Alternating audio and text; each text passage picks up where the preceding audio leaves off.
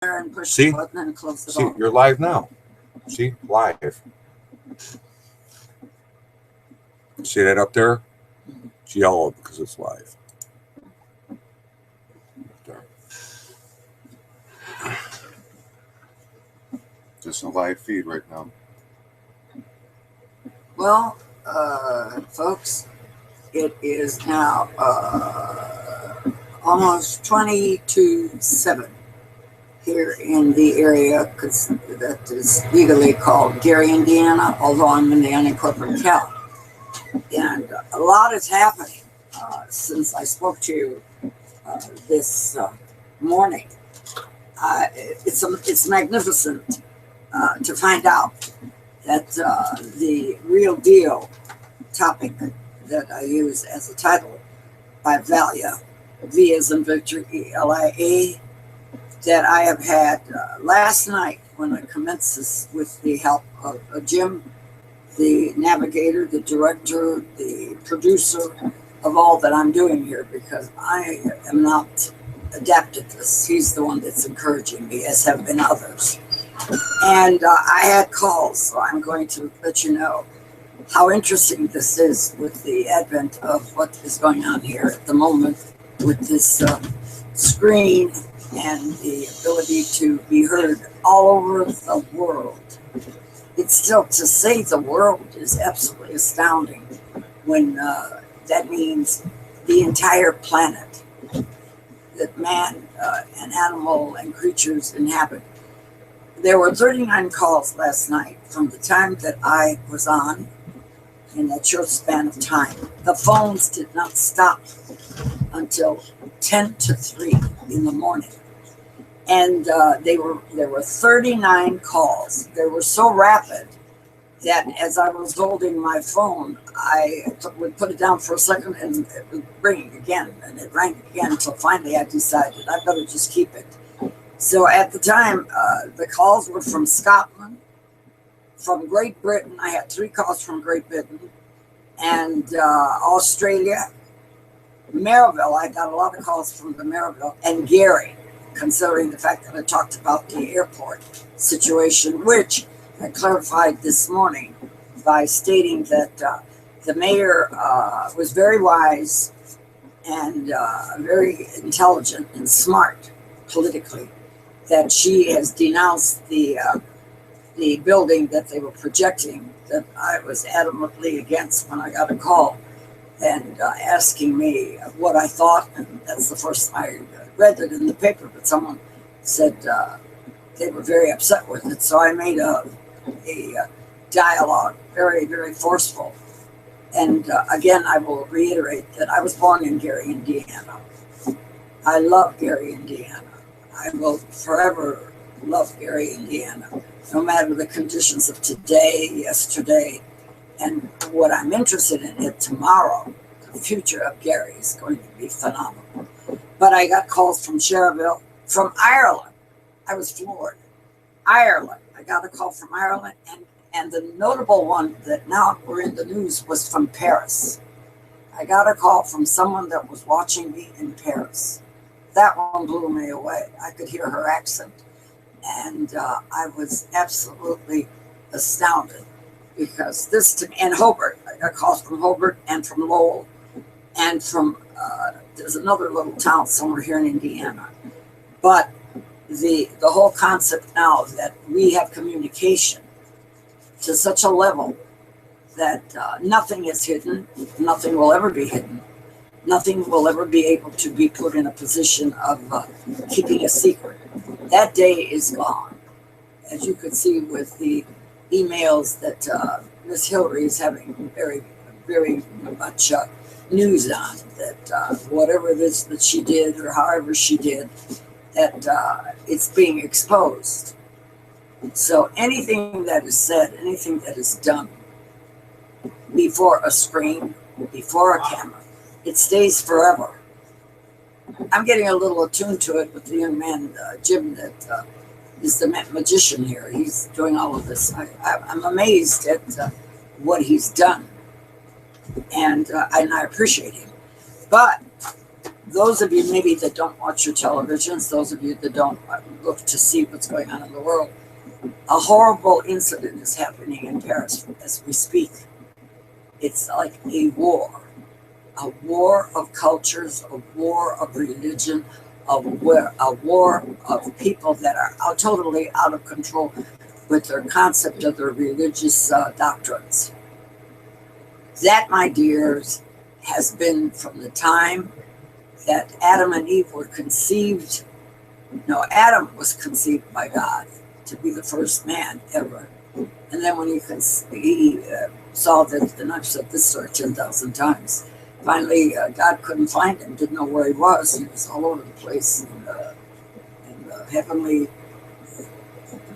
space that is called our future place. If we're good, where we're going to go, heaven. He created woman. She was Eve. And that snake that was hanging on that tree was the devil. And as everybody else, we're getting to the point of discovery that right now, as this world is evolving, and you're going to see it starting now, and of all places, Paris, France, there's basically a civil war there.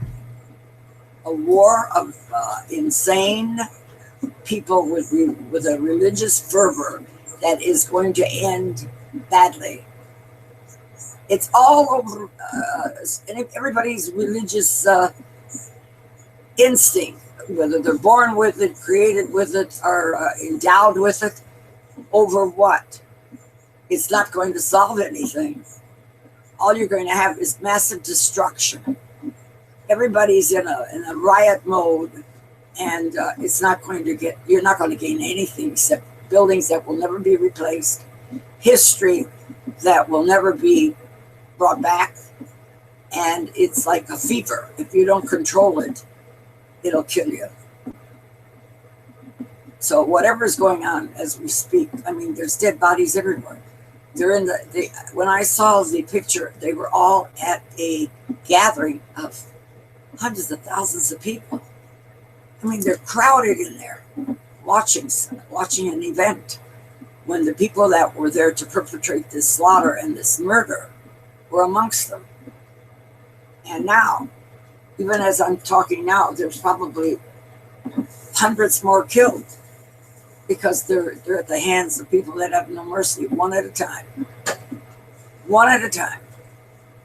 How do you prepare for that? And yet, as I'm speaking, it is almost time to create a police state in these United States. In the sense, you have to have your militia in every state, every city, especially in the cities that are the major cities and capitals of each state, and the areas that are very, very interesting to the fact of importance to each and every state of the Union.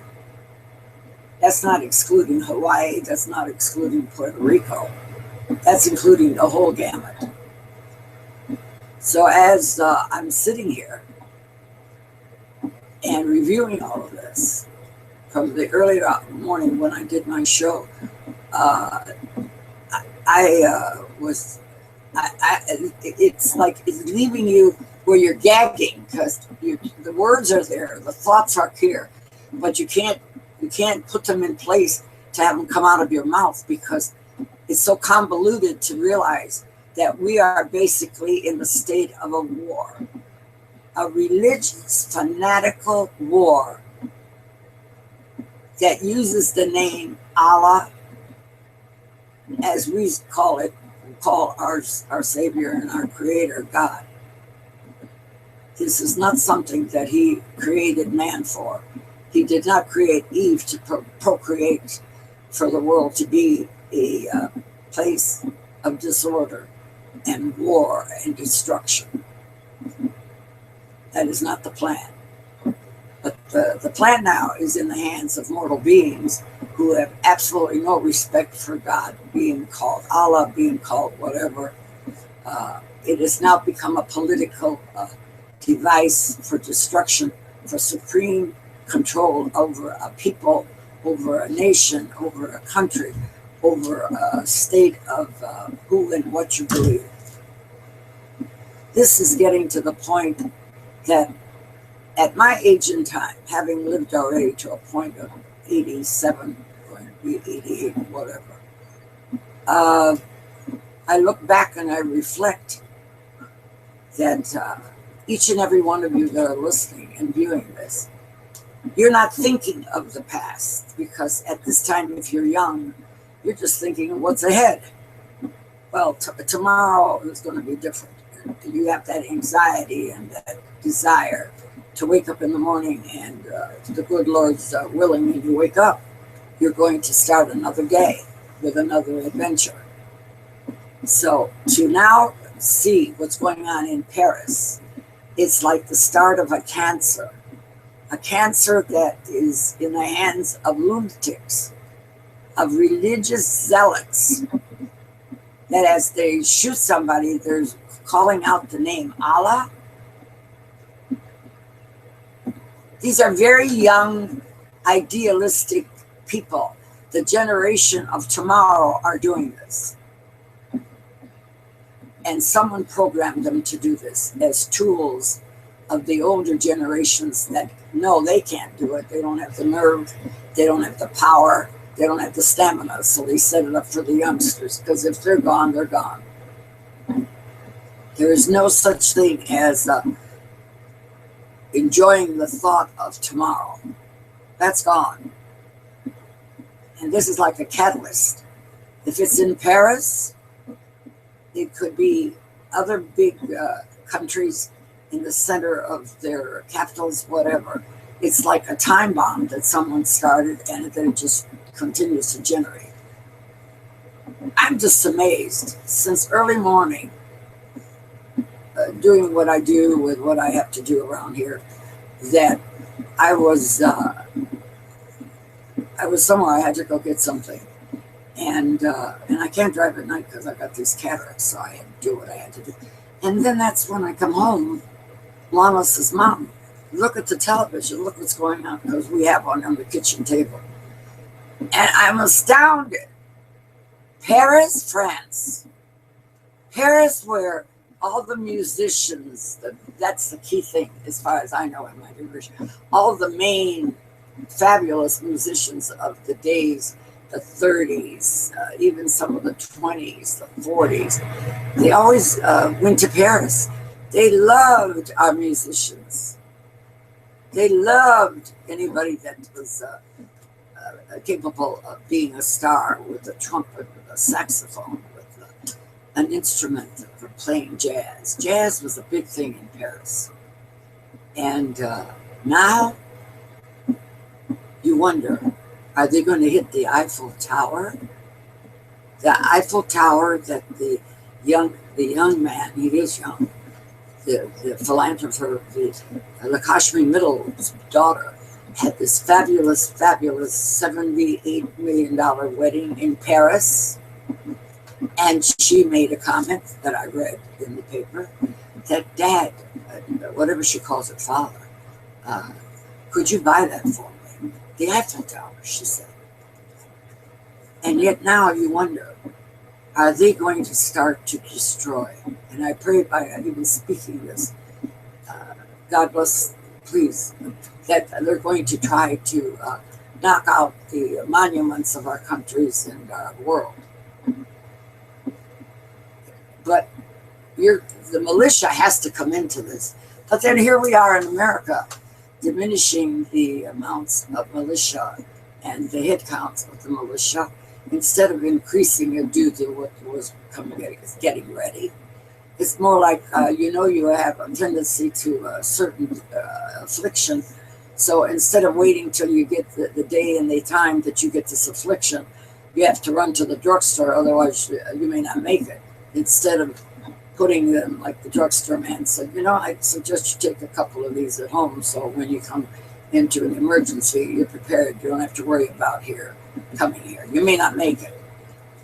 But here we are. Washington is saying, no, we got to cut the army out.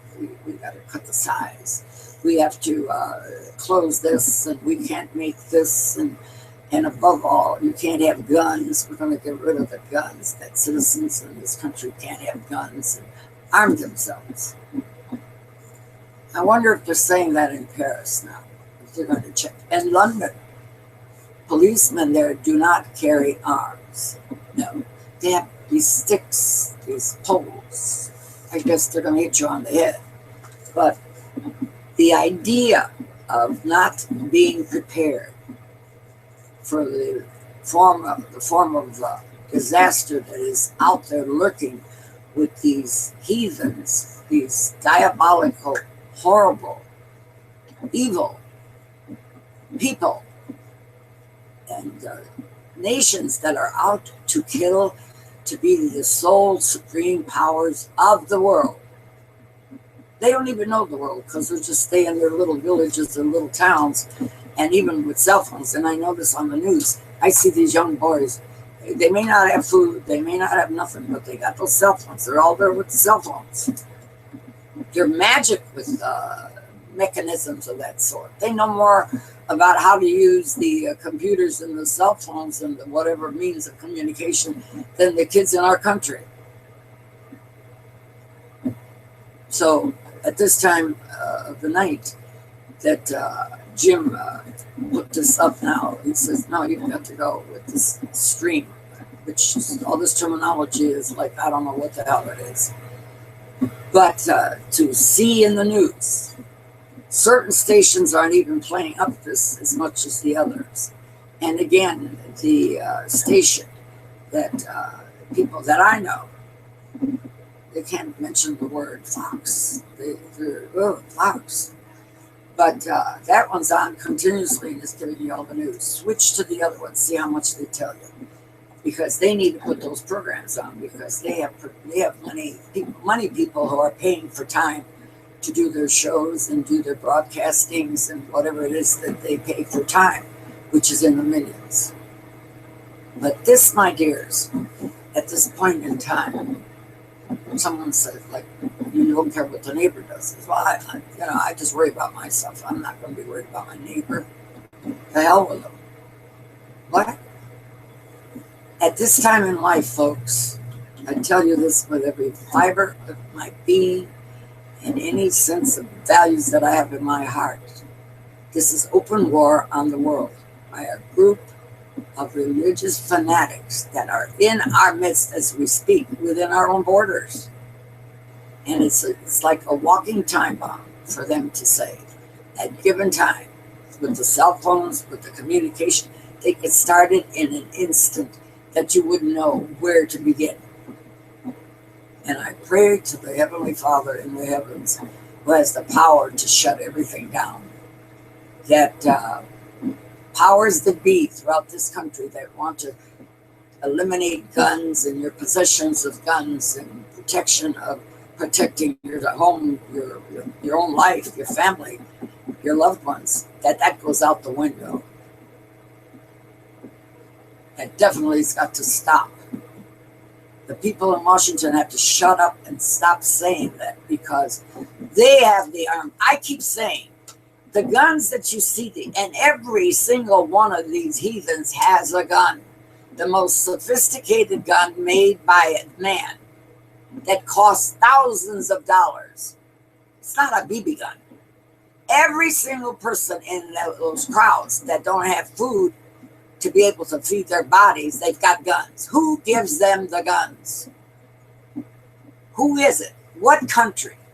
What organization arms those heathens that are now doing this in Paris? Where and who is giving them the guns, the armaments? But they're telling you, you can't have a gun. Oh, no, you can't have a gun. Oh, yeah? But the people that are telling you in Washington, they have guards. They have people that drive cars. They now are making cars so that you can't shoot and get to them either. Bulletproof glass, bulletproof metals, bulletproof everything. They've got guards that you and I pay for. But if you say you want someone watching your backyard because you're afraid someone's going to come down, they're going to tell you, tough luck, baby, you pay for it yourself. You find it. That's America today. America. When we say America and we say the USA and we have all these tricky names that we say for our country, it's getting to the point that there's no way in the face of this earth that you have to say you don't care, because every single person that's watching this, and this young man that hooked it up for me, I appreciate it because he said, you have a lot to say. He's kind of shocked at the fact that I say what I say. He doesn't know my background for anything. And there's a certain person that is listening, and then he shuts off his thing so that, because he obviously thinks that there's someone here that's directing this, and that I could be told he's watching you. Really? That's a terrible thing to do to someone that loves you, respects you, and still likes you. You know, you may not love somebody, but I still like you. And that all of this is garbage to have these attitudes with people. I know the people that I adore, I love, they're very close to me, don't like my politics. They hate my politics. But in all the years that I've been around as a person involved in the governmental system, that I very much watch like a hawk, because I always feel I have to watch for somebody else beside myself. I'm not the Lone Ranger. I live in a community, I live with people that, to me, without somebody else and just be the sole survivor, man, that's got to be the worst thing that could happen to anyone in anyone's life, to be all alone. So you have to care for your neighbor. You don't have to love him, but you could be respectful of their differences and just let them know. Say, listen, we don't get along, we don't think the same thing, but I want you, and I've said this so many times, but you know I'm here for you. And it works for me. But then there are others that, through political indoctrination, they're going to figure, well, Valia doesn't believe this, and Valia this, Valia that. But politics we should put aside. Friendship is a friendship. Just because you don't like the same food I like, we can't go to a restaurant and order something so that we can have a dinner together. If I don't like a hot dog and you like a hot dog and I prefer a hamburger, that means we can't go to the same restaurant, right? No, that's wrong. We could still converse. We could still eat the choice of food that we want and still be in each other's company. And politics is evil. It's an evil germ permeated by a political system that, if you don't agree with me politically, you don't have the same train of thought for the issues at hand, that we have to be enemies. That is why we have wars. It's differences of opinions about government and the way we run our countries, our states, our cities, our towns, our townships. If you don't agree with me, I become your enemy. I don't work that way. I tell you, there are 3 that are Muslims that call me. 3. We don't converse on an issue of Muslim and Catholic and Protestant. We talk about times and things, and invariably get into our families and issues that they have to have. I have calls from people that have no one to talk to, and they feel comfortable that I will listen and I will give them an opinion. And if it doesn't work, it doesn't work, but they still call.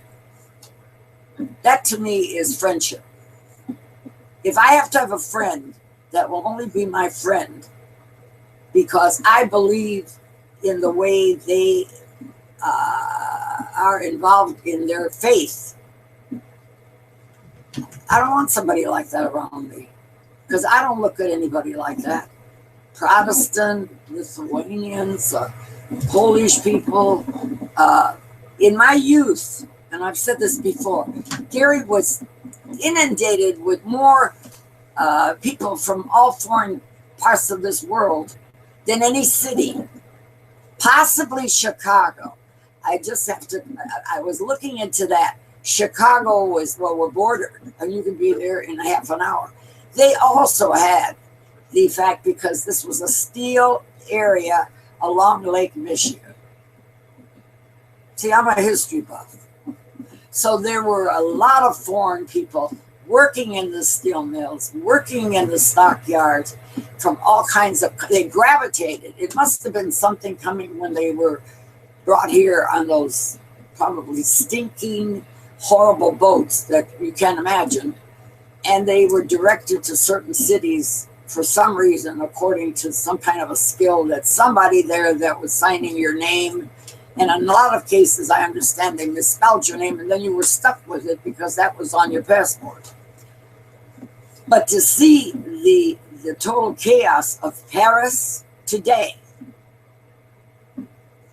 that's not a riot. That isn't something that just is happening. And I will venture to say 75% of the people today aren't interested in it at all because it's not here. But that could be the seed that could start and permeate every major city in these United States. Take that to the bank.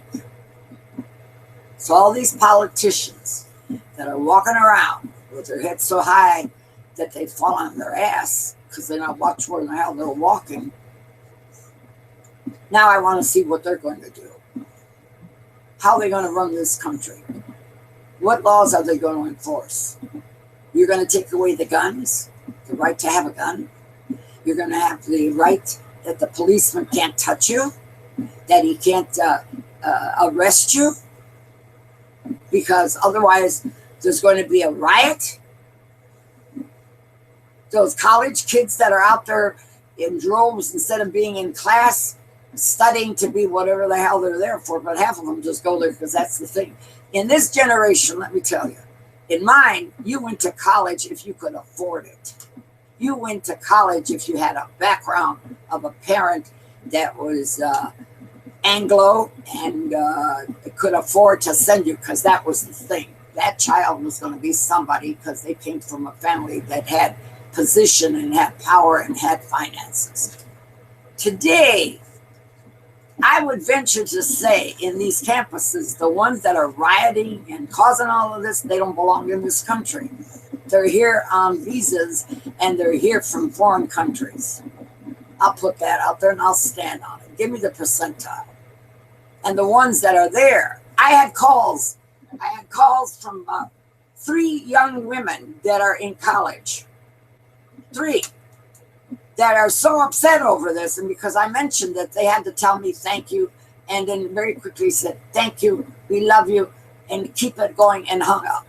Because I tried to figure out today, like going back, I was so tired last night. I said maybe I could see where the numbers are, but every number said private, all of them, and I wrote them all down. But the ones that called me and told me, I kept asking them. At the beginning, I didn't, the first 2, but then I thought, there's something different. The accents are different. I said, darling, where is this call coming from? And right away, probably they told me. The ones from Paris, France, threw me, because there was a sound, and that was yesterday. And today, now look at Paris. To have the ability to come here is a gift from God, and whatever it is in this young man, I'm telling you, it's a gift. And the calls that I received from these people with all these short sentences, we love you, always stay there, we're going to watch you. I was, oh my God. And I use that term, oh my God, because it is only through God's will that this is happening to me at this stage of my life. And those of you, I've always been involved in the political arena as an outsider, getting into the fray. Anybody that's watching this, especially the politicians, they know. You didn't try to shut me off because you know they're not coming to get you. Because I knew my rights and I knew more about government. I'm amazed how many people are in that Crown Point and don't know a darn thing about nothing concerning government. And I talked to a couple of them that today. They didn't know what the hell I'm talking about. I said, don't you watch what's going on in the news? No, I don't deal with it. I don't want to hear. But these are public officials, my darlings, the ones you elect to go and represent you. They don't listen to anything. They don't care about anything. They're getting a check. And then they've got a job on the side, which can afford them to have resort homes and cabins in Florida, Marco Island. Right now, as we speak, all of this is like coming on like a bowl of spaghetti that's just dropping over my head, and you're trying to wipe it away because since the advent of this ability since yesterday, it's like there's so much pent up in here to expand on that it's overwhelming. But the young man said, how did you sleep? I don't sleep. I'm not a person that requires 8 hours of sleep by the grace of God. And I'm still okay. I'm still not dragging. I still can go out there and cut grass, which is like 3 acres of grass. And now I got 10 tons of leaves. But guess what? I'm going to let them stay there. The hell with them. They can just stay there till spring. And if I'm still alive, then I'll worry about it then. But to see what's happening in Paris, and I would venture to say, the people of this United States, as we're here in the United States, right now don't even know what's going on in Paris because they don't care. They don't care to know what's going on if it's going to affect you, or if it's not in their life and in their city, in their home, in their backyard. Like the one says, I don't give a crap about nothing. So the advent that Jim's given me the ability to do this with this means of communication, I would really like to get your opinion. But bear in mind, I'm not a computer expert, so I don't know how to do all of this stuff. He does. So I'm going to have to depend on him, which he's getting a charge out of this now that I've made him the professor of this internet political agenda that I'm getting myself involved. He now is getting involved because he never thought about it. To him, this was nothing. But all the skills that he has, he's hooked me up now, so I can go on this method of where I could be heard, I could be seen, I could be ingested or digested, whatever it is and how. I only had one person make some kind of a remark, a young man with an odd name. And so those of you that know me really know me, but I've slowed up a lot. If I could, I would like to reply in another way than the way that I did. Because to me, he's like someone that stooped over and showed his rear end. That's the Spanish way that you could say. Watch, because sometimes when you stoop over, you're going to expose your genitalia and whatever is there. And that to me is an embarrassing moment. So the concept of this country and our local governments that basically are run by a system with the providers that put them in the positions of power, be they mayors, be they governors, be they senators, be they representatives. That's the other thing. To be a representative, you're only there for 2 years. So basically, you're campaigning from the day you get in to the day the good Lord takes you or someone kicks you out of office. That House of Representatives should be elected for 4 years. And the major problem that I have is that they have no course to get rid of them after a certain amount of 2 terms and you're gone. And you know why that won't happen? Because they go down it themselves. And the people that need them there to do their dirty work and put their bills in there and create their whole agendas with their millions and millions of dollars to keep them there to do their dirty work, because a lot of it is dirty. When you see, and they showed you, all these laws that are absolutely asinine. And there's money going into this thing. We're talking hundreds and hundreds of thousands of dollars. But do any of you care to know the laws that are being procreated and millions of dollars are there for this. You can't allow there's one of them that you can't allow anything to stop a turtle from crossing the road. And you know how slow the turtle goes. There's a law now. You can't, if you hit that turtle, man, you're going to jail. They have the most asinine things that they bring up. Some of these commentators bring up, and they're doing their job to enlighten their show and give you a little excitement. But to me, when they tell you this, I go, what? We have actually paying taxes, and the taxes are going for this stupid jackass law. That it's like two kids in the playground making the rules for themselves. This whole concept of reading these papers is absolutely insane. Now, this is a new one that I just picked up. I've been so busy. 7-Eleven wants to be your post office. You ready for that? You're going to go into a 7-Eleven, and you know who owns the 7-Elevens, folks? I'm going to give it to you right now. Mr. Lakshmi Mittal, whatever the heck, how you pronounce it. The Indian czar of all the czars, the guy that owns all the steel mills, all the 7-Elevens, all the, what is it, Lana? What else? All those, what? Dunkin' Donuts, and all those little stores where you go buy your little donuts and stuff. Lakshmi Mittal owns them all, the man from India, the multi-trillionaire. And now 7-Eleven is owned by him. All the franchises, my dear, are owned by Lakshmi Mittal. So if he hears me, step up to the plate, my darling. Because if it isn't you, then it must be someone related to you, because you have a daughter and a son. That's the daughter that you gave the wedding, the most spectacular wedding on the face of the earth. $73 million.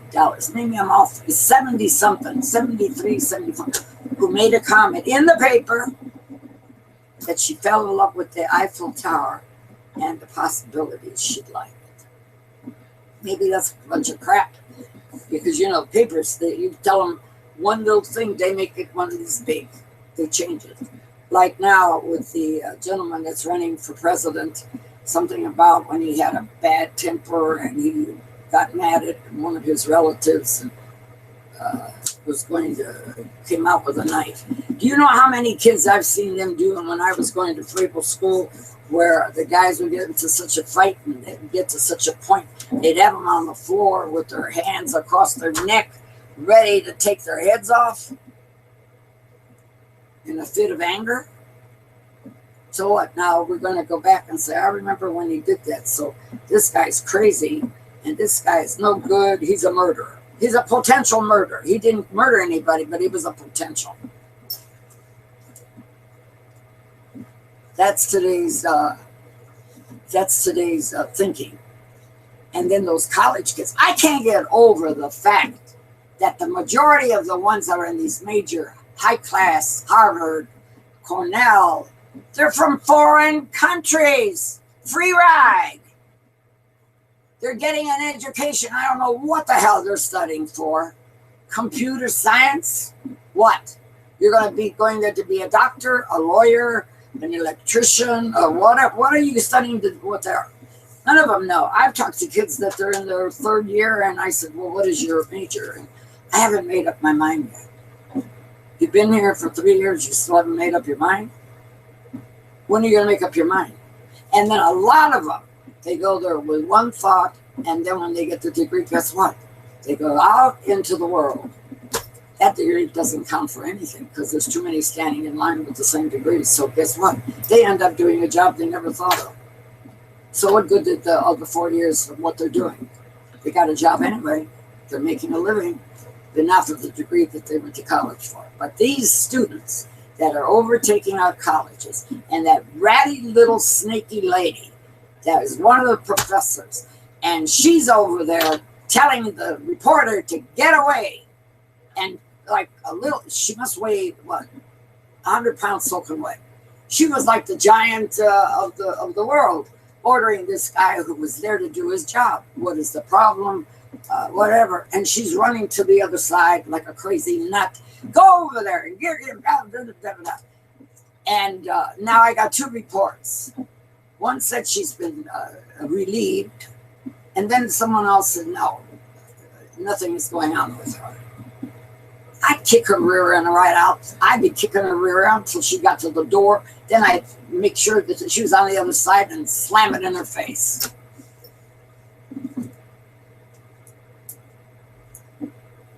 Someone said, you're tough. Yeah, I am. You know, if one person in this world get in their head that you have the power to rule this world because you are an individual that has the right to live your life the fullest by the laws that God gave all of us. I'd like to have someone that's Islamic and whatever they are. Did you ever read the laws that Jesus burned into a big rock that the saint brought down and presented it? This is what God said. This is the law of the world, of the land for all men. I bring it up even among some Catholics. They look at me and say, what? I said, have you read the 10 Commandments? What are those? In my group now, not me, it's the young ones. They don't know what the 10 Commandments are. You talk to a Protestant, he doesn't know what the 10 Commandments are. You talk to a Lutheran, he doesn't know the majority. I speak majority. Why? If God is God for all people, that law was for every single one of them, even these heathens, these horrible demons that are in Paris today. Those laws were supposed to be for them too. And they talk about Allah, they're going to do this for Allah, and they're going to go to heaven with the 9 or 10 maidens that are waiting for them, whatever the numbers are. It's insanity. And so today, what is going on in Paris, buckle up. We're in for a bumpy ride because it's like a disease. If you let that germ hit somebody else, that person's going to get infected. Then you're going to infect the next one. Then you're going to infect the next one. Before you know it, this thing is going to be out of control. And now they're talking about they don't want to hire policemen. Policemen can't do this. Policemen can't do that. The crook's got the upper hand because he said, hey, man, I got my rights. You can't touch me. And you can't be telling me what to do. There's the loss of control for power to survive. It's now in the hands of the heathens and the nutcakes and these screwball college kids that are standing to defying the law and defying the rules of that college and telling you to get out of there. What the hell are they doing there? They don't belong there either. We're being taxed in order to give you an education. That money is paying for an outsider that's coming from here, from all these Asian countries, foreign countries, any kind, except Americans. They got to pay for their own. That parent with that American kid they saved money, didn't get a new car, didn't go buy more furniture because I'm saving for John. He's going to go to Indiana, and it's going to cost so much, and blah, blah, blah, blah, blah. So we're working on him so he can go to college. Does this kid know, and this girl know, what these parents sacrifice all of these 12 years of your life that you're in school so that you can go to a college? Then you go to college and you're doing what you're doing over there with the heathens, with these people that are here walking around with this air of superiority and saying they want to rule the what? And if you watch my other show, go get on that one. Now, once these millionaires, these people of wealth that donate their whole life of millions of dollars to their particular college that they went to, there is your problem. You dry it up and you see how fast This will stop. Money talks, BS walks. You end that donation, you cut it off within the 24-hour period of time. I said it yesterday. That was 24 hours there. Now I'm giving it to you again. Cut them off. No more philanthropic temples of your name and $20 million and $30 million so your name could be there. Who now reads that name? Nobody. Now they want to knock down the statues. Now they want to burn the flags. In this country, you're burning an American flag. If I was in charge, the minute you burned that American flag, your rear end would go to jail for 5 years. You're desecrating the most fabulous material made as a symbol of America. And the minute you did that, that's murdering a symbol of our country. That's giving you the freedom to even be here and go to school and get an education. You burn that flag, man, you're going to do time. That's burning a symbol of what this country was founded on. Freedom. Freedom. And that word now, I gag on it. Where's freedom? Now they're telling police you can't do this, you can't do that, you can't tell anything, you can't talk to them, get out of here, you can't be here. What? Where are the governors? Where are these governors that are the policemen, the supreme being in each state? Where are they at? They don't have any power to shut this down by decree.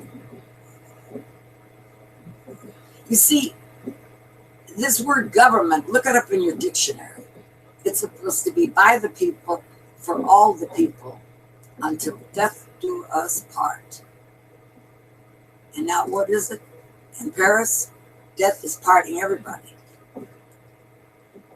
They're in a chaos in there because there are no more such segments of people that are the culprits in this world.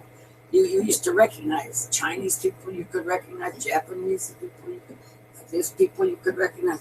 Now it's like a mixed up because they've gone over. They don't stick to the role. Japan used to be a very rigid thing.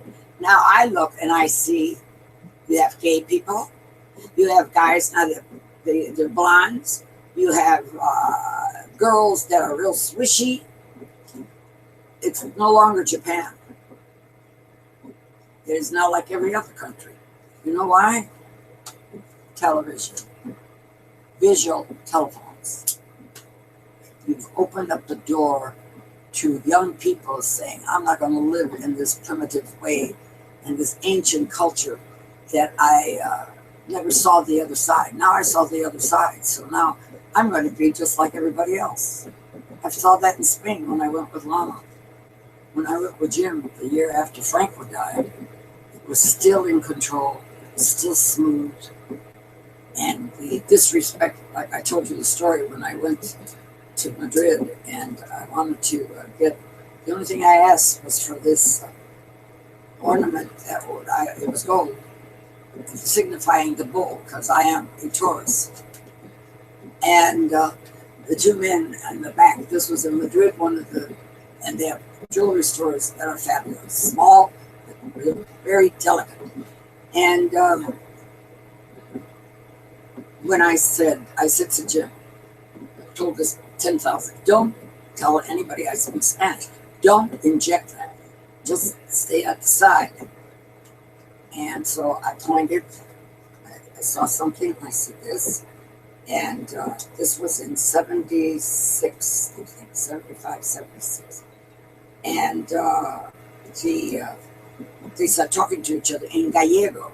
Gallego is the language of the northern part of Spain. It's a dialect. In Spain, you have different dialects. Andalusian, the Calimians speak, the Calimians want to get away from Spain, though. They're like Mexico attached to the United States. So they're kind of like the area there. They don't want to be connected to Spain. They're having boats on it now. And it's this and that and that and this. But they're still right there, man. You're still in the building. But you don't want to be in the building. And and I could hear what they're saying because I grew up with my mother speaking Gallego. I didn't speak it. I spoke Castilian. I still can't figure that out. How did I never speak it, but I understood it fluently? And these is Americans, and they're giving you that because I saw two tags, and I said, "What the hell is this with two tags?" As it is, I got wise to them. So when they were going to try to screw me with the price, that's when I hit them with speaking my language, Spanish language. And they're like, "Hablas español?" I said, "Sí." And he said, they were talking in Gallego. So I said, and I understand everything you said because my mother's from Pontevedra. And I understand Gallegos. Oh, then all of a sudden they hadn't seen too many of us Americans, and especially someone like myself. Oh man, all of a sudden, boy, I was like the Wizard of Oz. And then I gave them a little lesson. I said, if you continue to think this way when Americans come here, because that's one country during that whole time that you didn't have travelers to Spain because of Franco. They avoided Spain. Today it's like everybody loves Spain. And the whole ideology of people with conceived ideas of who you are by country, by religion, by facial, by skin, by hair. You got to get rid of that one because what's happening today in Paris is exactly what this is going to be, because they're trying to enforce their own ideology, their own religious. How could you use the word religion when you're out to kill somebody? God did not have a religion to kill. God gave us religion to be people, to be together, not to separate ourselves. Man did that. That's why we have so many religions, because man didn't want us all to be in the same thing, because then they'd have no power. So then you got all this thing, like in Ireland, you got the Black Irish, you got the Catholics, they're still over there warring over, because this was a Protestant, this was a Catholic, in the same Irish. And I got two ladies from Ireland. I could not believe this. Two ladies. Because when I asked, I said, ma'am, no, I said, sweetheart, what country is this? Because I started to think, wait, they have accents. She said, we're from Ireland. I'm from Ireland. Ireland. I says, oh my God. And I said, in Spain, we do the jig because the Celts conquered the northern part of my mother's country. They do the same thing that you do, and they have the bagpipes just like you do. And then she said, what? And that was one of the few conversations where she didn't hang up. I said, I love Ireland because it's a part of my heritage with my mother and my father. How many people know that? Not too many. So just like you go to Spain, and the food is very Arabic, very, very Arabic, because when Spain was conquered for over 600 some years, the influence of the culture is still there, and the foods are still there. We don't have the tacos and enchiladas. That's strictly a food that is the most prominent now in all the restaurants. It's Mexican. So when someone thinks right away that I don't know how to make Mexican food. I love the food, certain ones, because I'm not into spicy food. But tamales, I love tamales. And when we had Emilia, who was the Mexican lady married to the Spanish barber, she would make the best. No one ever since her makes them the way she made them. But here we are with a war starting, and I predicted, and I just pray to the Lord Jesus that whatever I'm saying is not going to be, but it's open warfare. You have a class of people that have no education, none. They don't have any houses. They don't have any bathrooms. The population there is still behind the times. And it's been, now they're seeing but the ones that are in the streets, who is giving every single man and woman now a gun? Where did they come from? How could they afford them? Who is using them to do what they're doing? That's the key. Who is giving them the money to buy arms and giving them arms to kill people? Who? And then you have Washington telling us they don't want to have guns. You can't have guns. No one's going to have guns. We got to have a thing where you can't have a gun. Who's going to have the guns?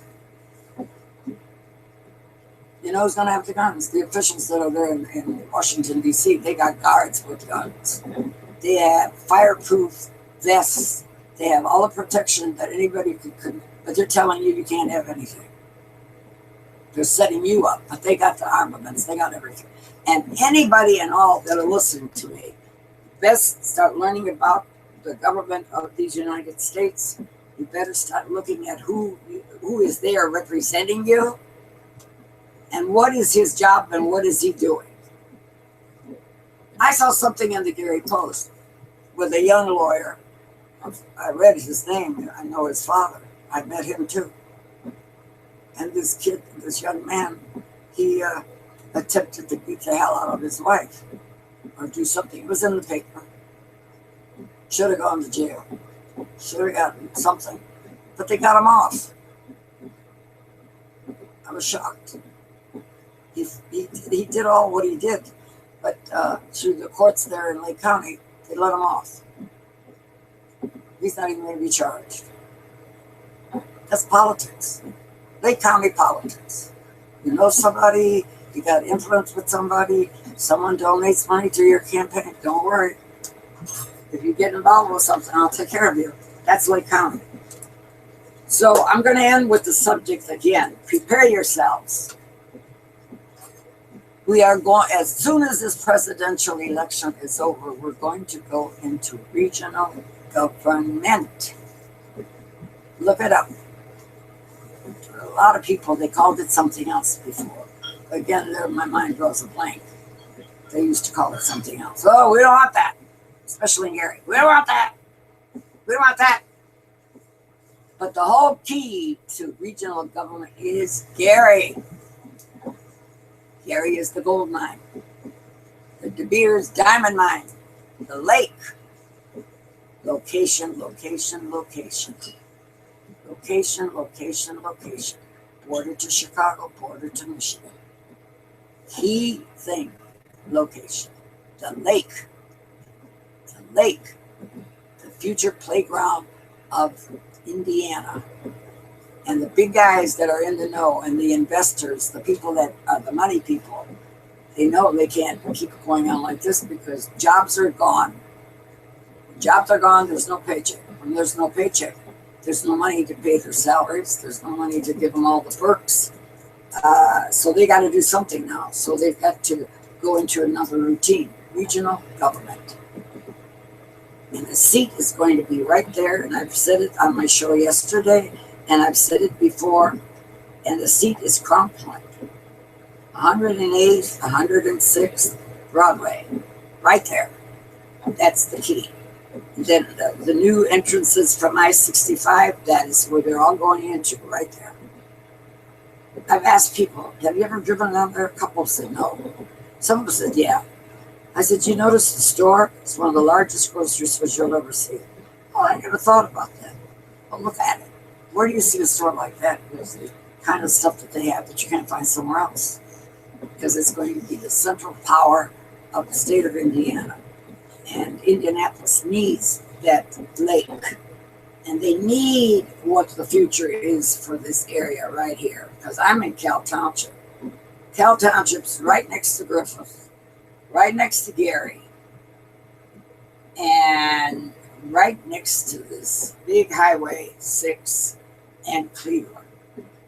Cleveland, when you go over to the other side now, they expanded it 4 lanes. From Crown Point now, when you come from that, getting off of that 108th, you get on there, now it's 4 lanes. Was this way. Not now, now it's this way. All the inroads with regional government that is going to have the main traffic to come into the areas that are going to be business are being transformed. Watch in the spring, after this election, watch the changes that are going to take place. They placed the library here on Cleveland, right there where Calumet's here, and here's Griffith. There's the library. I said, that's strange. All these years when people used to want a library, they never had one. Now you're going to build a library, and you're right there where we're conjoined, basically.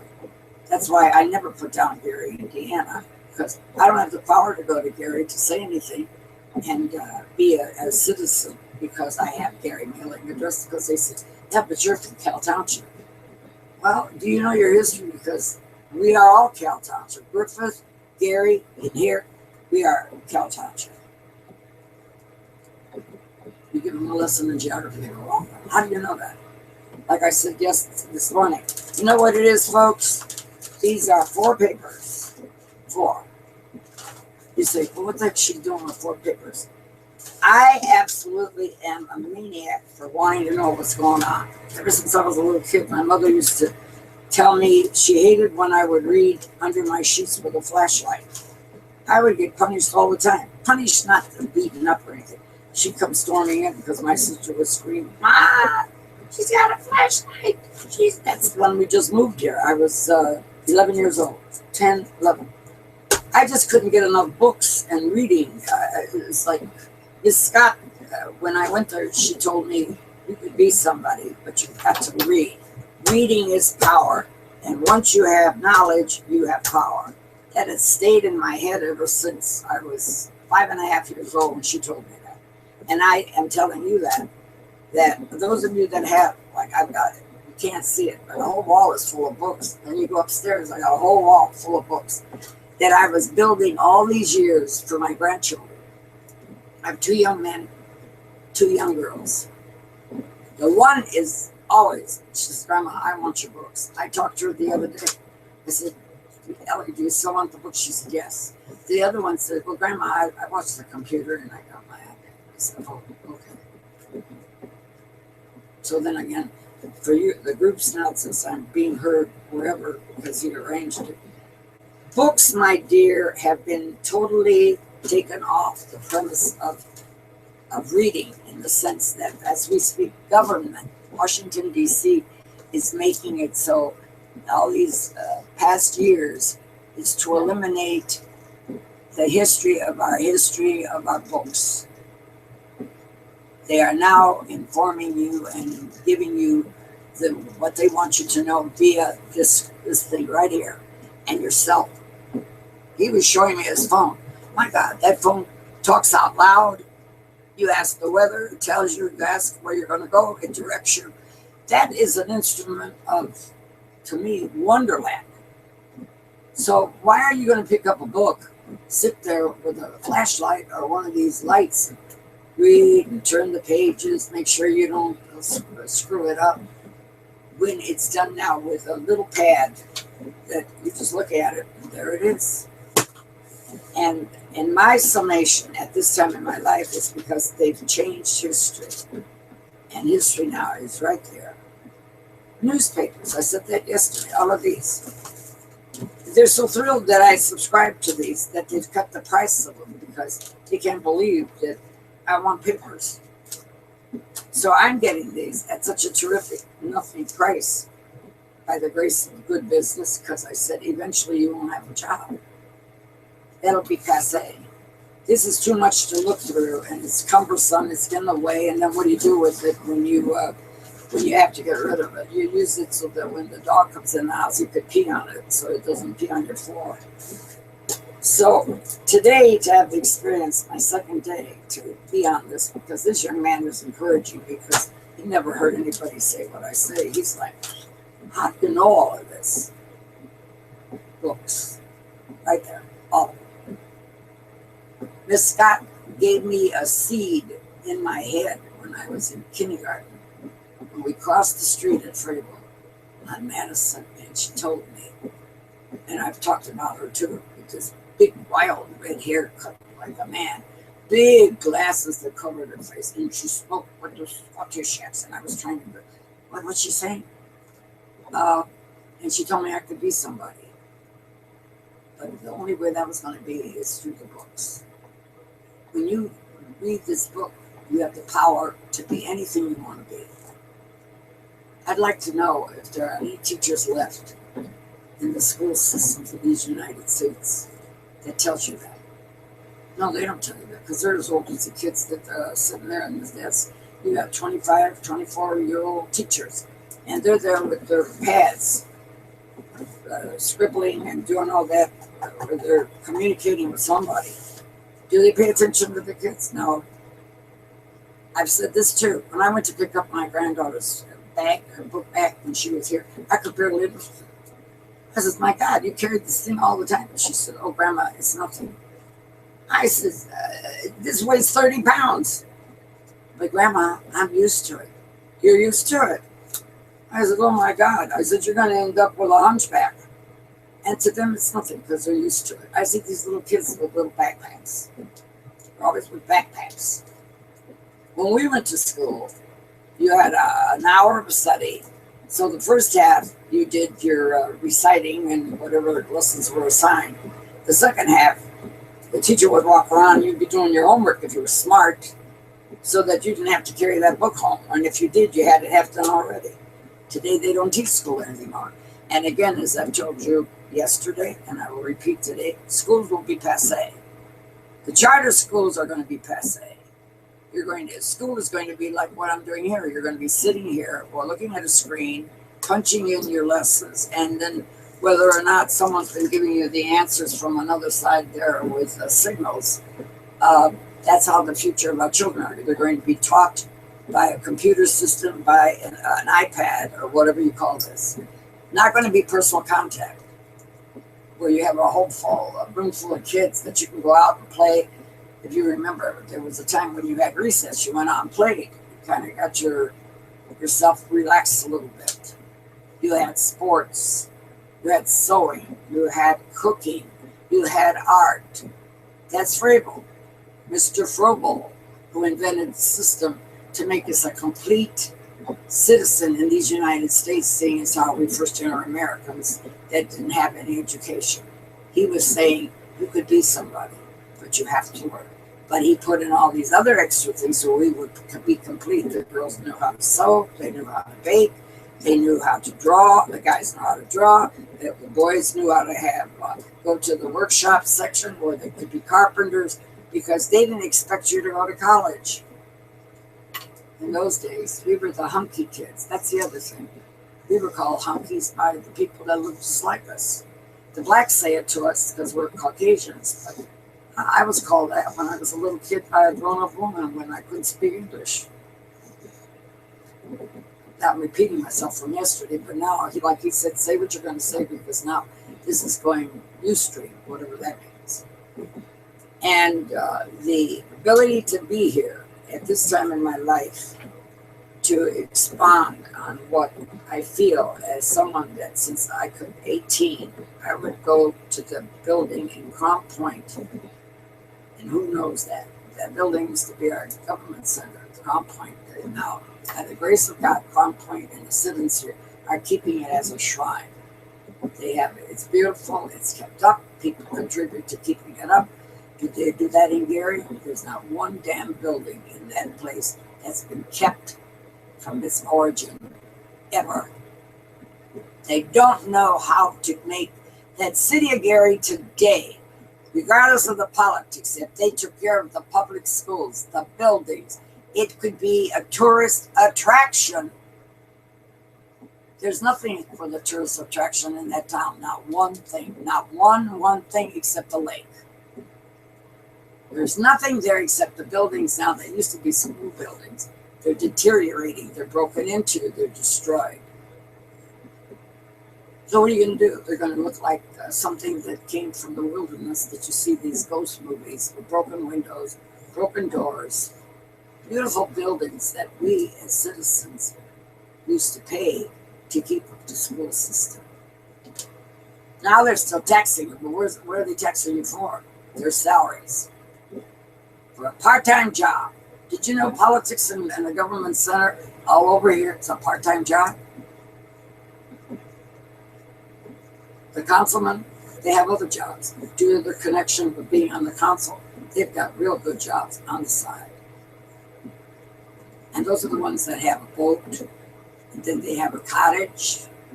But they keep telling you, but I only make $24,000. What? but you're getting paid $24,000. But you pay into your insurance plan when it started out at $5, $5. The one that put us up, the husband, that was 10. Today it might be 10, and then again now it could be 20.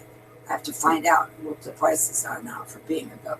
But they keep saying, but I only make 29,000. That's not a lot of money.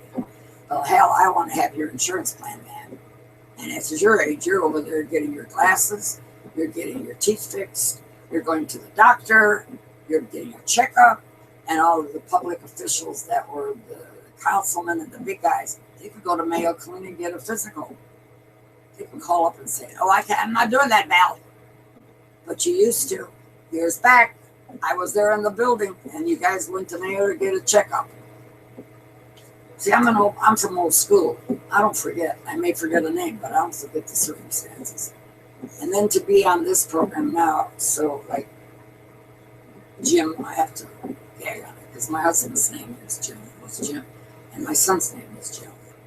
And I just feel like this is not my kid. I can't say that name. I haven't said it in 100 years.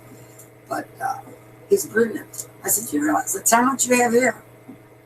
He said, not really. It's just something I do. I said, and he says, now that he's gotten to know me, I mean, I've known him, but he didn't know I had this capacity. Lana's the one that mentioned it to him. And he said, well, I can do that.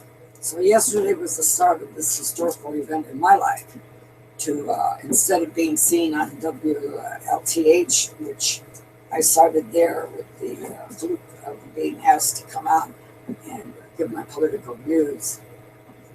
Mr. K. Now there's a guy. There's a man. He's a genius. There is nothing that man doesn't know about government. He's a walking encyclopedia, but he's not treated like that. If I had any power, that man would be somewhere in a college giving classes on government, and I would see to it that he was being taken care of, but no one cares about him. He's got a lot of problems with his health and a lot of problems prior to some incidents. But this man is a genius, a walking encyclopedia. He rattles it off like, how could you, like right now, he could read this page and he could talk off of it word for word. And no one utilizes him at all. I guess he's on WJOP. I mentioned that the other day. I got a call yesterday by one of the owners. I was shocked. That how about coming and being a part of a show we're starting? Well, what he didn't know is I can't drive at night because it was going to be at night because I have a cataract problem. And then when the lady that's there, and I still love her, and I know she's got to know that, but we're not on the same political page. When I mentioned that I wanted open cart to discussing as I'm doing this, I never got a return call by the end. I mentioned that last night. And you would think by now she would call and either reiterate and say, that's true, but I still consider you my friend. She hasn't done that. Then there's someone that used to do this for me, and then he now knows that I know he's watching what I do. I still love you, baby. Still do. Politics has nothing to do with nothing, with a friendship. If we're going to have friendships over how we vote and how we feel about government and politics, then we'll all be warring. That's why we're warring now. Once we know we can't discuss a certain subject, it's going to interfere with how much we love each other and respect each other. Then it's going to be a lonely ride in life. We're entitled to our differences, but as now that it's being called and what's going on in Washington, you can't say this, you can't say that, you have to use this term, and you have to do this, you have to do that. It is pathological.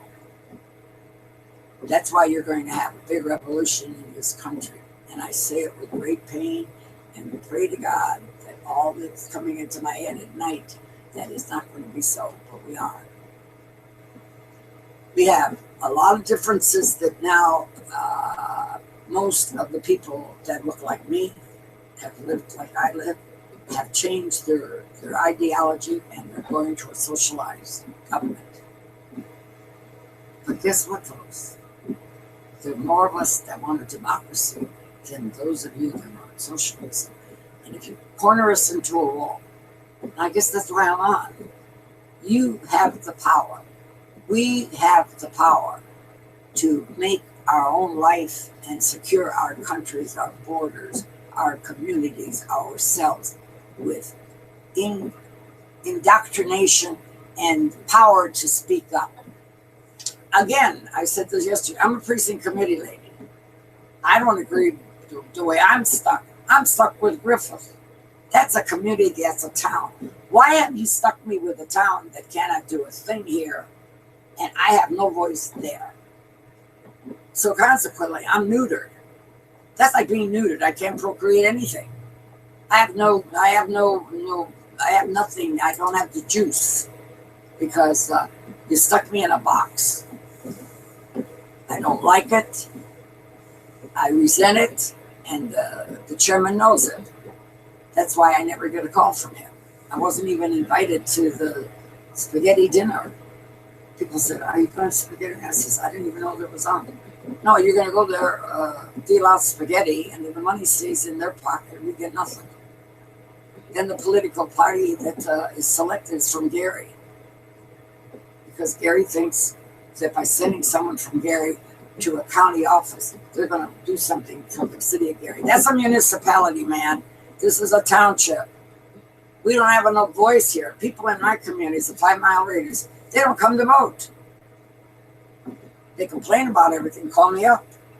Well, listen, I keep saying, whoa, Janie, you didn't come out to vote. No. Well, what happened? Well, I don't want to vote. They're all a bunch of crooks, and I'm just coming. I said, you know what? I'm going to hang it up. You didn't come to vote, irregardless of how you were going to vote. And then now you're complaining? You want to go see the show now without buying a ticket? That's your vote? I don't need to talk to you, and I hang up. Then I said, you can't be done. I said, well, yes, I can. And then another thing. 3 elections ago, the lady that I have, she's great. She's a wonderful woman. She happens to be non-Caucasian, but she's great. And she needs a job. So she's the one that runs it. She comes in with all the stuff because she's real on the ball. She's such a business gal. And then I'm going, what the hell? We got this other big thing for it. It's just like, oh, that's something new. Well, what is it? So we open it up. Guess what, folks? Everything that was in that second package, this huge package, was written in Spanish. My mother tongue. I couldn't decipher it because I could read it. I said, what the hell is that? She said, we have to put that up. What? She said, we have to put that up. Why? They told me that we have to put it up. I said, I'm not putting it up. And they can hear it even today. I want the people to hear this one. I said, wait a minute. If we got to put this up, there's a lot of people in my precinct, they can't speak English. They come from foreign countries, but they like to vote. But they can't because they can't read. Really? So a lady came and said, Mrs. Tanev, you have to put that up. I said, really? I said, then you have to have other countries represented too. They're in this country. They're American citizens. They've been indoctrinated. I said, why in the hell are you just selecting one group?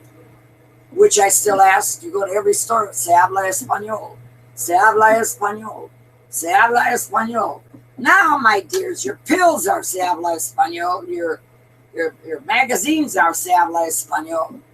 Why are you concentrating on the Spanish language and not all the others that comprise the United States citizens that pay taxes and vote for it? Has anyone ever asked that? I knew that Christopher Columbus, who, by the way, was Italian, not a Spaniard, he discovered these shores.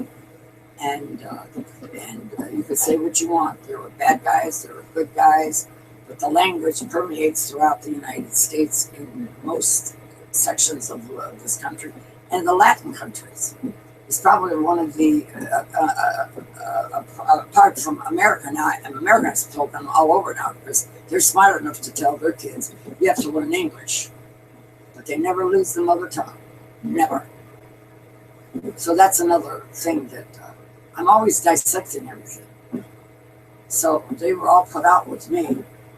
And I said, that's like singling out a certain people that are not educated. The majority that came didn't know how to read, but they sure know how to put that deep. They knew how to do that. But and they were shocked because I could speak it. Because they said, but you don't look Spanish. What? What does a Spaniard look like? The thing is, they say, I didn't look Mexican. Hold it. I'm from the motherland, and then gave you the language. I make a joke out of it all the time. I said, but they resent my Castilian. One lady told me, you were the one that conquered us, and you're the people that did it. I said, hold it. I said, but you're there, I'm here, and you've got the language. So what's the problem? But you know what to say. So in this segment of time that Jim afforded me by putting this, so he says, now they see you everywhere, not just a certain segment. So I always figure, I look up and I say, well, God, I guess all these years of me being the rebel with a cause for education and knowing that I could, by reading, I could be my own boss and know that no one's going to lead me to do something that I feel and I know isn't for me. So if it isn't for me, it isn't for most of you. So if you don't have courage enough to get up and speak, I'm the gal. But now since Lana, I've not been in that building, and I guess the ones that know me are so thrilled to death that I'm not there. In fact, there's one particular lady that I absolutely adore, that loved her and her mother constantly. I don't get a call from her anymore. And that is a shock to me because I always supported her and her mother. And so differences at this stage of the game, which right now they're very big divisive ones. But as a Democrat, I would never support Hillary. So when I go to the voting place in May, where I have to put my party, I always declare it. But that name will never be one that I'll put an X on. So if it's that other guy, I'll put the X on his name. Because it's sure as hell not going to be her. Because she's a phony baloney. And now she's not even one that's fighting the race because she has no one to fight against. She's the Lone Ranger. So all the Democrats now, we have terrific Democrats in Washington, D.C. Why don't they step up to the plate and be a party of the congregation that's trying to run for the office of the Democratic Party? Why her? You don't have anybody else that could run. You got these other clowns in the Republican Party that are all there, and they're one, and there's too many of them. But we only have this old man that has all the big crowds, and then we got her. Yesterday I said, now she's Miss Hollywood. She's Miss Charming. She's so charming and so animated, and she's so this and that. Watch the background where she's at. Watch who are the groups that she's in the midst of. Watch the groups. She only goes where they set it up for her. Now you look in the back, they're all blacks. Then you got the Hispanics. She's now the princess of the whole villa, and she's all charming and built. She put up with that president, with that Monica Lewis scandal, with the drops on her dress, and kissy face. You got to be kidding me. But she's smart, smarter than most. There was never any sign of divorce. Never. Because, as I said on my show, once the prominent couple divorces, the man goes on because, well, that's a man. The woman, she's forgotten. Done. History. And I'm old enough to see it. Gone. Except, guess who? Princess Diana. She's my heroine. That lady had guts. She had balls. She wasn't going to stay in a marriage with a clown that was doing what he was doing behind her back. She says, I'm out of here. I'm gone. And she divorced him. First time in history. Because it wasn't done. But then they got rid of her because she was dating an heir. That's another mystery. Was that really an accident? What was it? Till this day, they weren't about to have her married or getting involved with an Arab, whatever he is. That's another subject. There's so many subjects, so I'm not a woman of one dimension because reading is power.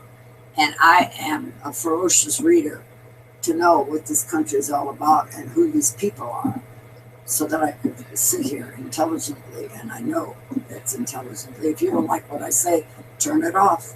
And if my friendship relies on the fact that I don't agree with you, with who you like or who you prefer in a Democratic Party, Republican Party, then you really aren't my friend. But I will tell you this, I will always be your friend. And that's an example of someone that thought that I needed his assistance to do what I'm doing today. Got a letter. He knows who he is. But here we got this other kid. And I will always feel that I was betrayed with a friendship that I thought was a sincere one. But it was a lie. It was never there. It was there for some reason. And I'm wise to know what it was, but I'm very disappointed. And they know who they are. They know what I'm just saying. Just like the call from these people from the Gary station. We'd like to have you back. That was the owner. And then all of a sudden, because it felt, he said it was all right. I said, I'm going to be very outspoken about what I have in my heart with truth. Oh, yeah, that's okay. But when I talked to the lady, she never called me back. And you know who you are. And that shows me that my friendship is based on politics, not on who we are individually with each other. And that's your loss, honey, not mine. Because I still feel the same way, but you're the one that's losing, not me. And right now, with the mayor, when I discussed this last night concerning all of this with the advent of this illegitimate cockamamie thing with these foreign thugs that they were in a place across the street from the airport.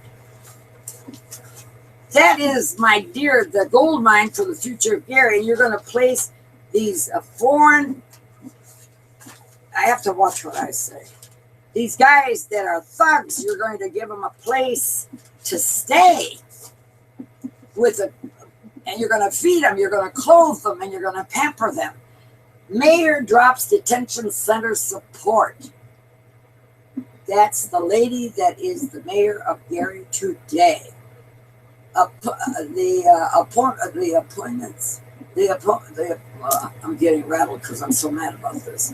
But she changed her mind. She's withdrawing the support she was giving it. And she said that the battle to stop it, the facility from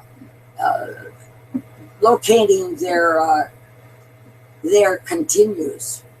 But say that the battle is to stop the controversial facility from locating there continues.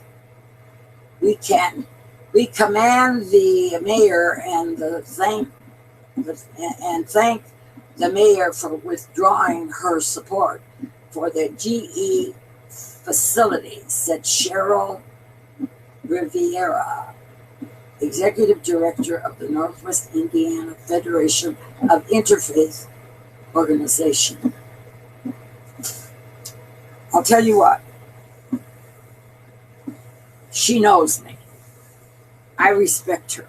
And in my cast this morning, I commended her for doing this. But the idea that it was even a conceivable thing that was going to be shows me that in her heart, she was willing to go the route till someone put the brakes on her. Because in Hobart, folks, now that this is going all over the place, they shot it down because they were going to put it over there where the old Serbian church and hall where my daughters got married and had their wedding. The Serbians, my dear, a fabulous group of people that are the most loyal people in the United States, they adore being here in American countries. They were going to put it there, but one of the young guys, he was gung-ho. He was very offended because someone called me to get involved in it. And I said, really? It's a young woman. I said, okay. So I did. But I went, like I said, I go through the back door. I'm too outspoken, and I'm too much to handle. So I said this on my other show. I know how to deal with this. I go through the back door with someone that I'll say, I'm going to give you this stuff to deal with. It's going to give you something to really come out front with. And you take all the glory and take all of what the accolades, but get it done. And I've had them come back to me many times. Thank you. I said, no, because if you can't do the job, you give it to someone that can deliver it. And the whole entire thing is works. That's how you do. You go through the door, but you send someone that someone will like and opens the door and lets them in and carries the message. That's how you work politics. I've done this for years. But she now drops the detention center. And this is what you were going to harbor. A bunch of degenerates. They're not even Americans. Somebody, and I'm going to put it out here for somebody because they've got bigger powers to do this. Find out who is the one. What group of people, what country is advocating this detention center to be put here in Indiana. Find it out. Call me up. 980-2395. Now, all of you that are watching, keep watching your cities, keep watching your states. You don't have papers because a lot of you say, well, where did you get that information? Right here. Right here. But I read it now because I chewed her out yesterday. And out there this morning, I said, whoa. Now, I'm not going to say this, and I will never say this. I didn't have a damn thing to do with this. But I was going to come after her. I said that on my show. She knew it, and somebody must have told her. But she already was stopped by somebody. And those are the people that were there, angry as hell. And she dropped it. But still watch it. Because somebody, and I want to know what group of people, what country is instigating this, because they're fishing around. They're carrying this bucket of crap with these crappy people. They're thieves, they're convicts, they're whatever, and not American. And they're going to place them somewhere in these United States. Like I said on my show, stick them over there near a lake and stick them out there in the Mojave Desert. They want to place them in the United States, I'll designate where they can go. Or go back where you come from. We don't need you. We got a lot of excess baggage in this country, and we're not taking care of our own. We have people now that are literally starving and staying in the streets because they don't have a place to sleep. And then Washington, D.C. is sending $250 billion to the same people there that are now bombing Paris.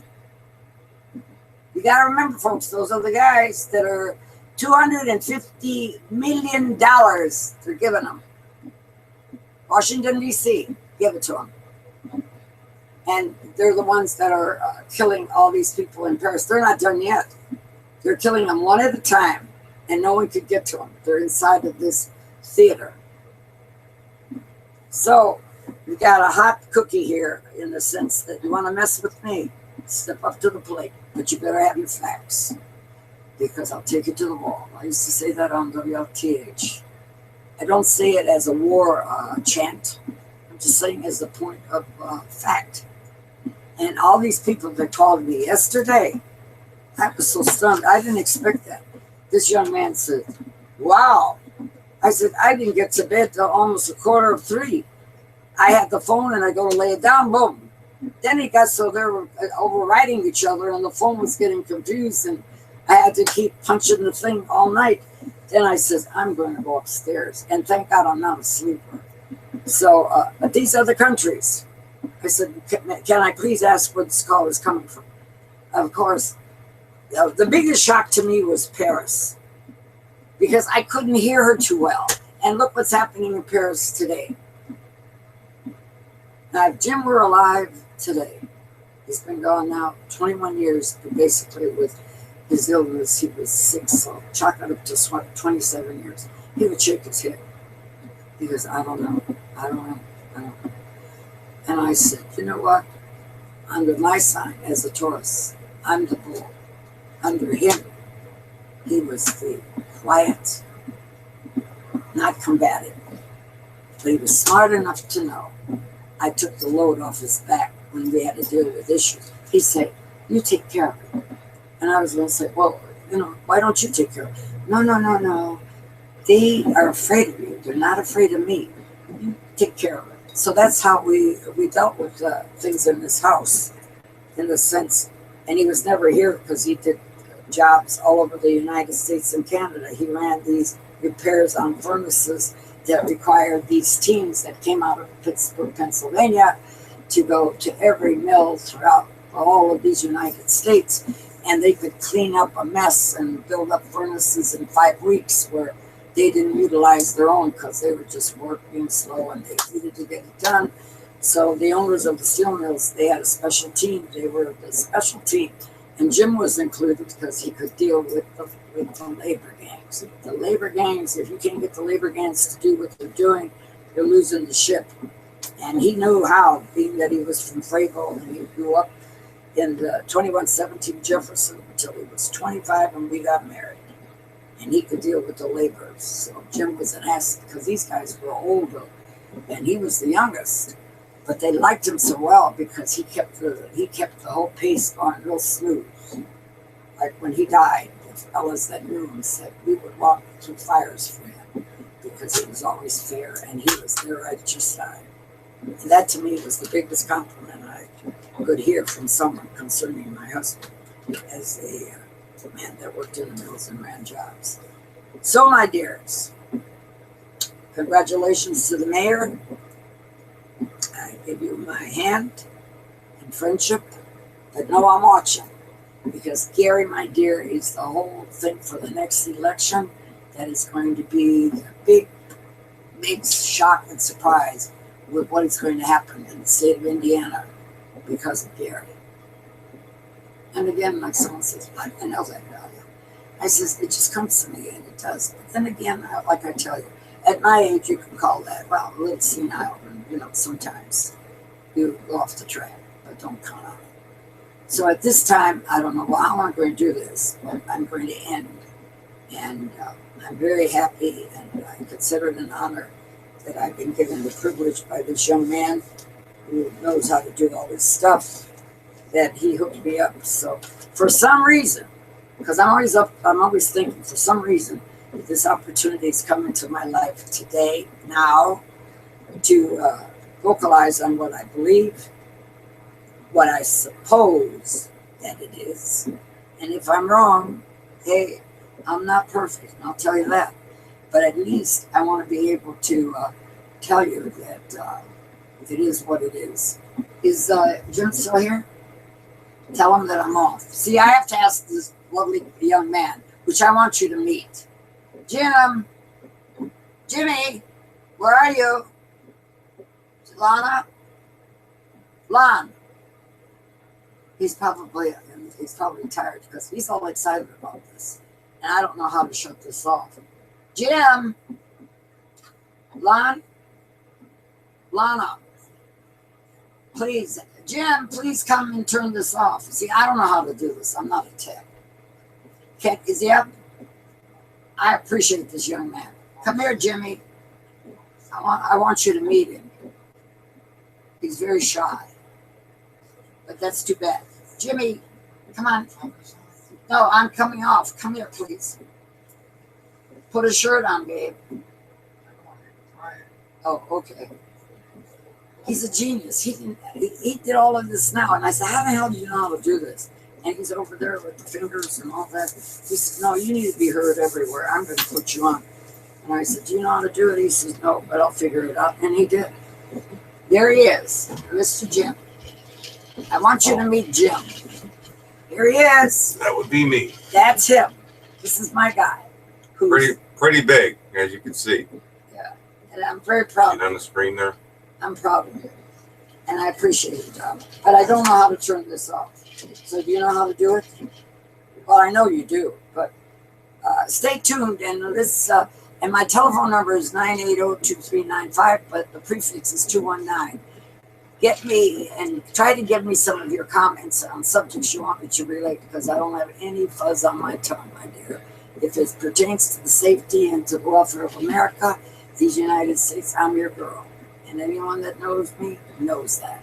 But I do it with courtesy, conviction that we have a right to have our differences as long as we don't hurt each other. And if in any way I've hurt anybody, I apologize. But it's not intentional. It's the fervor that I have in my heart for the nation that gave my dad and my mother a life, and my dad a career to work in the mills with an occupation that kept us from the welfare in those days, and I had the ability to be able to go to school to one of the finest ever. Although I graduated from Lew Wallace, I give that a nod too. But the love of the city of Gary is endless. People criticize me for that. How do you talk about Gary? Look at Gary. I said, no, you go look at it. That's what politics did to it. I remember when it was the top of the heap in the whole of the books and history. Gary was the #1 steel town, the #1 town for education, the new school system, #1. And politics took it down the toilet. Go look at it. It's like a bomb house shelter. They didn't even have the courtesy, the intelligence to keep those buildings so we could make it into a tourist attraction. There isn't one damn building in there that you could use to go and see. Nothing. Not a one. Just the one that they built, that they have their conventions and whatever. But half the time they can't afford to keep it up and install air conditioning. Oh, yeah, and we made whatever. another video tonight. No, I'm done. One So, more for a night? no. It's So, like Jim, 14 minutes. no, Jim, I'm done. I just want you to meet. This is All the guy that made it possible, and I appreciate you. But you didn't know the first thing about anything I did you? Are you surprised? Still don't. Are you surprised? Still don't know. He's in a daze because he just sees me as the landlady that goes out and cuts grass and does all the stuff that most men don't do, right? Right. Most men don't do it. I mean, most men do. Most women don't. But I do. You do. The whole thing. You handle your business. Yeah. Look like I don't do anything, but that's the idea. To look like you don't do anything and do it all instead of look like you've done too much and done nothing. That's the key. But I want to thank you. So now you can cut it off. And I gave you my number, and tune in and give me a leg up on anything you want me to discuss, because I could do that real easy. It comes very, very easy. Have a great life. Enjoy each other, because you may not have tomorrow to redo it. Remember that. Enjoy it, my darlings, because they give from God. And have a great, great life, and I'll see you later. Bye-bye.